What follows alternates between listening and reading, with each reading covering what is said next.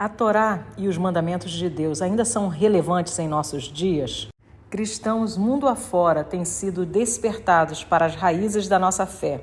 As escrituras vividas por Yeshua e seus discípulos no contexto hebraico, os Shabats, as festas, a alimentação dada por Deus, o fato de Yeshua ter dito que nada, nem o mínimo pontinho passaria em Mateus 5 e quem ensinasse contrariamente a eles seria menor, inútil, vão no reino de Deus.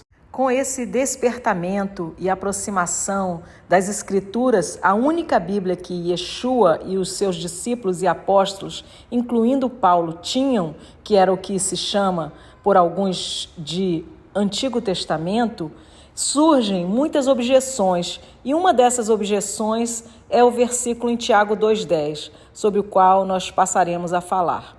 O versículo diz assim: pois qualquer que guarda toda a lei, mas tropeça em um só ponto, se torna culpado de todos. Para alguns doutrinadores dentro do cristianismo, obedecer à lei e à Torá é uma proposição de tudo ou nada. Se uma pessoa escolhe viver por qualquer item da lei mosaica, primeiro devem ser judeus, porque, segundo estes, não-judeus não foram convidados. E, segundo lugar, nunca podem falhar, nunca. A interpretação cristã típica é: você não consegue ser perfeito, então nem tente. Deus não é de confusão, a sua palavra não depende de opinião, ela é a verdade, conforme Yeshua ora em João 17,17.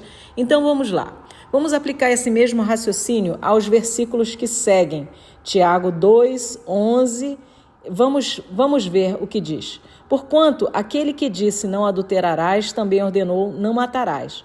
Ora, se não adulteras, porém matas, vem a ser transgressor da lei.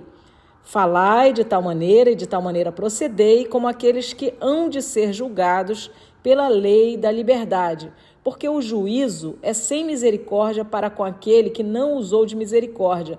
A misericórdia triunfa sobre o juízo. Veja que aplicar a mesma lógica do tudo ou nada a este versículo de não adulterar, diz assim: eu não consigo deixar de ter alguns pensamentos impuros na minha mente. Então, por isso, eu vou e fornico à vontade, adultero à vontade. Já que Yeshua disse que quem tem pensamento impuro com uma mulher ou com um homem, já adulterou com ele. Eu garanto a você que o mesmo doutrinador cristão que diz que a Torá de Moisés é tudo ou nada, consegue enxergar perfeitamente o absurdo do que eu acabei de afirmar. A interpretação bíblica é a seguinte: quebrar um mandamento te faz culpado e merecedor da mesma punição de ter quebrado todos. O que Tiago está dizendo aqui, que na verdade o nome dele é Yaakov, ele está dizendo é que a pena é a mesma e o juízo virá. Afinal, é o mesmo Yaakov ou Tiago que diz: sede praticantes da palavra. É o mesmo que diz que a fé sem atitude, sem obras, é morta. É o mesmo que diz que Abraão foi salvo por obras quando ele ouviu a palavra de Deus e a obedeceu. A Escritura não ignora que nós somos imperfeitos.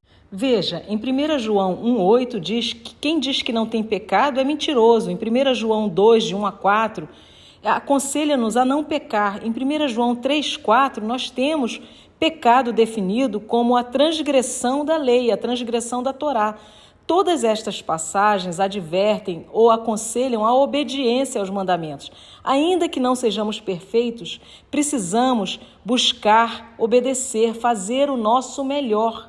Veja se você entende esta escritura, 1 Pedro 4, 17 a 18.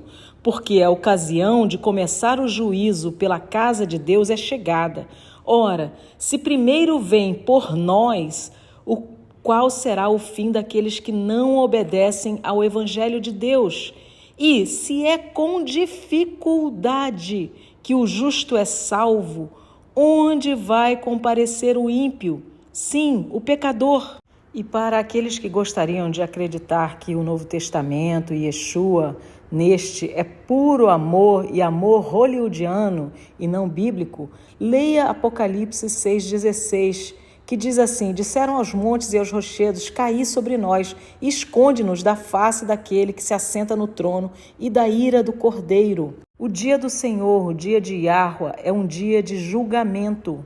Os que escolhem o caminho de bênção e vida nada têm a temer. Os que escolhem o caminho de morte, o outro caminho largo, que parece muito confortável e agradável, estes já estão escolhendo também a recompensa que se acha no trajeto de cada um desses caminhos. O amor a Deus é conceituado na Bíblia em João 14:15, João 14:21, como a obediência. Se me amais, guardareis os meus mandamentos. Quando falhamos, o nosso pecado é coberto pelo nosso Messias, Yeshua. Mas se pecarmos voluntariamente, o pecado assintoso, desde o Antigo Testamento, Números 15, leia lá, ele é grave.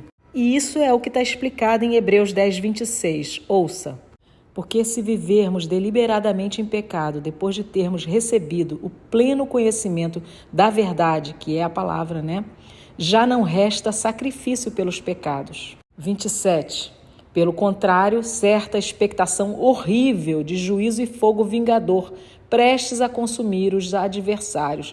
Sem misericórdia morre pelo depoimento de 2 ou 3 testemunhas quem tiver rejeitado a lei de Moisés, a Torá de Moisés. Em Tiago 2:10, voltando para fechar, pois qualquer que guarda toda a lei, mas tropeça em um só ponto, se torna culpado de todos. A palavra tropeça aqui no grego, na Septuaginta, por vezes é traduzida por rejeita, um só ponto. Querendo dizer também que alguns escolhem, isso aqui eu gosto, tá bom para mim, isso aqui eu quero obedecer, eu acho bom. Aquilo ali não. Agora, você fornicar não é mais fornicar, isso é o tempo moderno. Por exemplo, buscando chamar de bom aquilo que o Criador chama de mal. O ensino de Tiago aqui é que você não pode escolher partes da palavra de Deus que você diz assim, essa aqui eu gosto, eu vou cumprir, aquela ali não. Tudo que for factível na palavra de Deus deve ser cumprido, vivido. Por quê? Porque, na verdade, não é uma lei, é a instrução de um Pai bondoso para o nosso próprio bem. Crer e confiar nisso é o que nos preserva e nos preservará de todo o mal. Emuná, a palavra em hebraico para fé, é a confiança e a fidelidade. Então, ter fé, de fato, emuná, é viver a palavra sabendo que ela é verdadeira e ela é para a nossa preservação.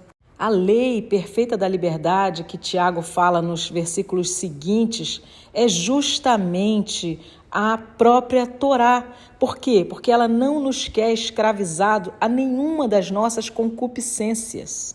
Os sábios dizem que apenas 1/3 das instruções são factíveis para nós hoje. E as instruções de Deus são para todos aqueles que escolhem ser filhos de Deus e em qualquer lugar que estejam. Leiamos Deuteronômio 30, de 1-3. Quando, pois, todas estas coisas vierem sobre ti, a bênção e a maldição que pus diante de ti, se te recordares delas entre todas as nações para onde te lançar Yahua, teu Deus, e tornares a Yahua, teu Deus, tu e teus filhos, de todo o teu coração e de toda a tua alma, e deres ouvidos à sua voz, segundo tudo que hoje te ordeno, então Yahua, teu Deus, mudará a tua sorte e se compadecerá de ti, e te ajuntará de novo de todos os povos entre os quais te havia espalhado Yahua, teu Deus. As ovelhas, os filhos, estão ouvindo a voz do bom pastor e se achegando a ele. Sejamos desses. Veja o que Yeshua diz em Mateus 19:17.